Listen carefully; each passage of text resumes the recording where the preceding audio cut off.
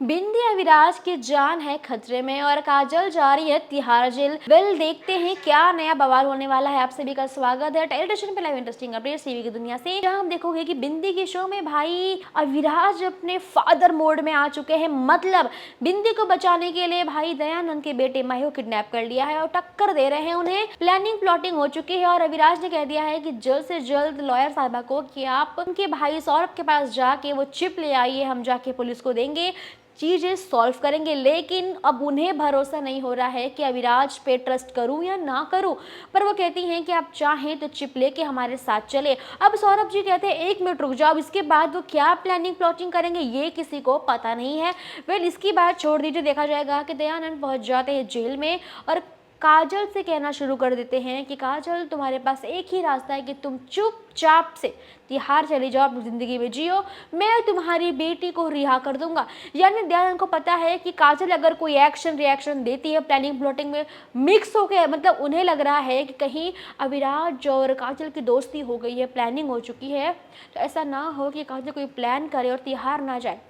अगर तिहाड़ नहीं जाएगी तो बहुत चांसेस हैं उसको बचाने के, और अगर एक बार तिहाड़ चले गई तो वापस लौट के नहीं आ पाएगी। ये बात दयानंद बड़े बढ़िया जानते हैं। आके कान भर दिया कि अविराज से भरोसा मत करो, कुछ भी बातें मत समझो, हम जानते हैं उसे, हम तुमसे वादा करते हैं अगर तुम चुपचाप तिहाड़ चले गई तो हम तुम्हारी बेटी को आज़ाद कर देंगे।